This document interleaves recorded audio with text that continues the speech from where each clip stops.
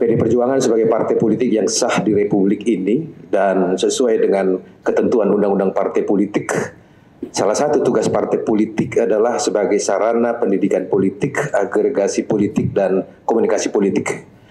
Oleh karena itu dalam kesempatan yang berbahagia ini, pasca pencoblosan Pilkada serentak 2024 pertama, menggarisbawahi apa yang sudah disampaikan oleh Pak Sekjen tadi, bahwa di tengah berbagai upaya yang terstruktur, sistematis, dan masif berusaha untuk menghancurkan Partai Demokrasi Indonesia Perjuangan, lagi-lagi Tuhan tetap memberikan rahmat dan kekuatan kepada Perjuangan sehingga rakyat Indonesia tetap memberikan dukungan pada partai kami, sehingga setidak-tidaknya pasca penghitungan quick count yang sama-sama sudah kita ikuti, PDI Perjuangan di tengah upaya memarginalisasi dari berbagai pihak, justru untuk Pilgub serentak seluruh Indonesia mengalami peningkatan, dan juga untuk Pilkada Kabupaten Kota seluruh Indonesia juga mengalami peningkatan.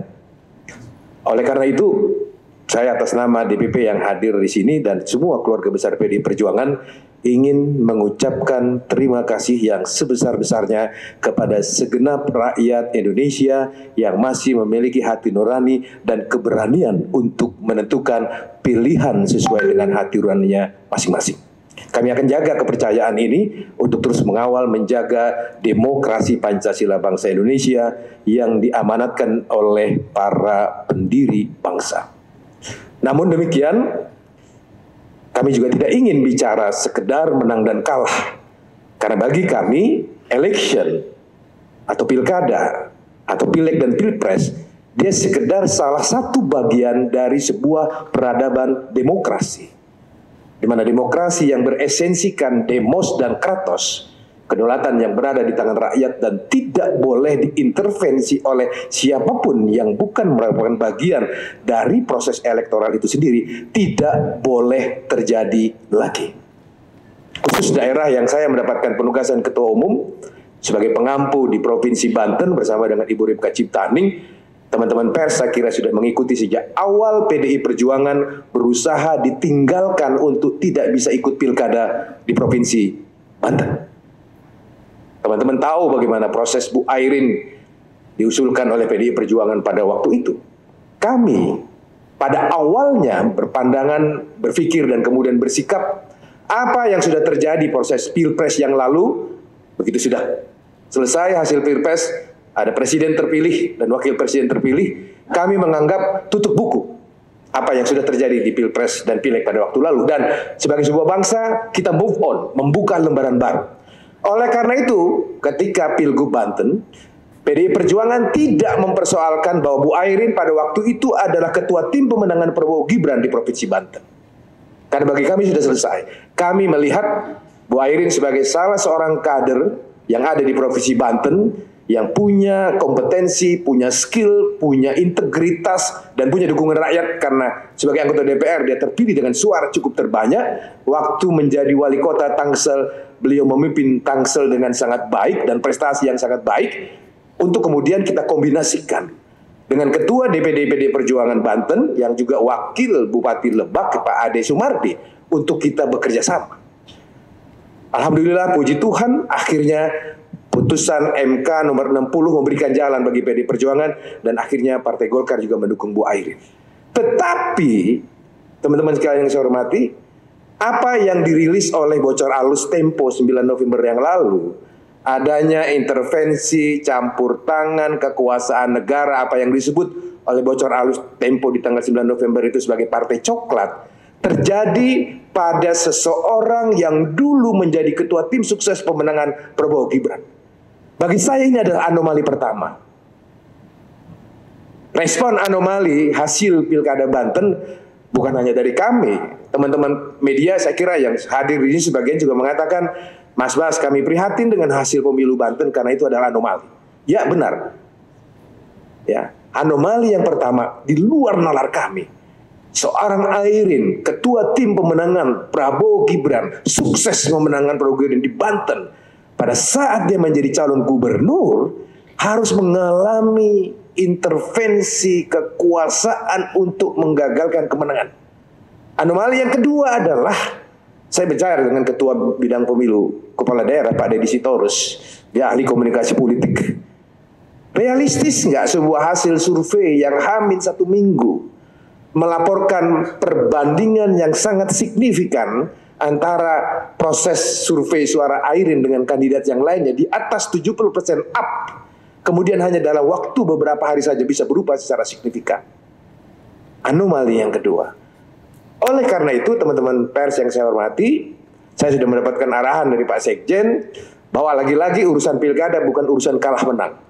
Jangan sampai ada pembicaraan di daerah yang kalah, kita lalu kemudian melakukan gugatan sebagai no. Sekecil apapun intervensi kekuasaan, apakah itu yang disebut Partai Coklat, ASN, dan lain sebagainya, tidak boleh lagi terjadi kalau kita memang menginginkan peradaban demokrasi kita ini berjalan sebagaimana rule of game yang kita sepakati bersama.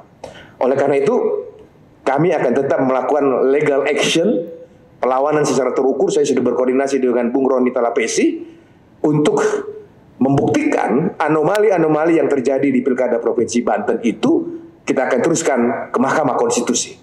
Kami PD Perjuangan secara eksplisit tegas perintah dari Pak Sekjen lakukan legal action. Nah, kami sudah berkoordinasi juga dengan Bu Airin dan teman-teman DPD Golkar di sana demi keadilan, demi sebuah peradaban demokrasi yang sedang kita bangun ini, untuk tidak ternodai oleh praktek-praktek abuse of power yang dilakukan oleh dan untuk kepentingan apapun, tidak boleh lagi terjadi di masa-masa yang akan datang. Jadi saya terima kasih Bung Roni kemarin langsung respon turun ke bawah untuk memberikan supervisi kepada teman-teman PDI Perjuangan Banten untuk mengumpulkan fakta-fakta, data-data abuse of power itu baik sebelum pencoblosan maupun pasca pencoblosan.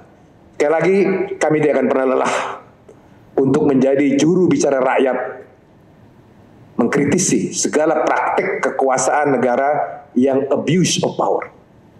Kami memiliki optimisme yang cukup kuat kepada Presiden Prabowo Subianto yang berlatar belakang militer, yang kita pasti beliau akan tegas untuk menjadi pemimpin yang punya otoritas yang kuat. Saya ingat pada saat kampanye 2014 yang lampau, Pak Prabowo salah satu orang yang menyatakan menolak calon presiden boneka. Teman-teman bisa googling rekam jejak digital itu. Oleh karena Pak Prabowo punya pandangan demikian, saya yakin, hakul yakin, bahwa ketika beliau menjadi presiden, beliau tidak ingin menjadi boneka siapapun.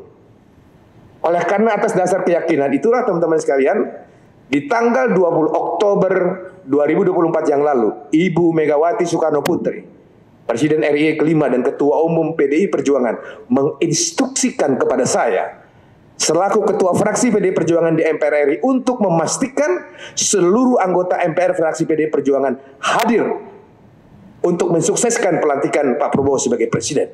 Kan harapan itu, harapan kami untuk bangsa dan negara Indonesia, untuk Indonesia yang lebih baik, kita amanatkan di pundak Pak Prabowo. Sekalipun kami pada saat Pilpres kemarin mendukung Ganjar dan Pak Mahfud, tetapi kami yakin bahwa aturan main bernegara kita, ketika seseorang sudah ditetapkan oleh KPU RI dan kemudian bersumpah di hadapan Majelis Permusyawaratan Rakyat Indonesia sebagai Presiden dan Wakil Presiden Indonesia, secara konstitusional Pak Prabowo wajib kita dukung. Oleh karena itu, kami sudah membuktikan niat baik itu dengan seluruh anggota fraksi PDI Perjuangan MPR hadir. Bukan hanya hadir, tapi juga mensukseskan pelantikan Pak Prabowo. Oleh karena itu, ke depan kita harapkan Pak Prabowo betul-betul menjadi presiden harapan kita semua, dengan latar belakang militernya yang tentu memiliki ketegasan atas jati dirinya dan otoritas konstitusional yang dimilikinya untuk tidak mau diperalat oleh siapapun demi bangsa dan negara Indonesia tercinta.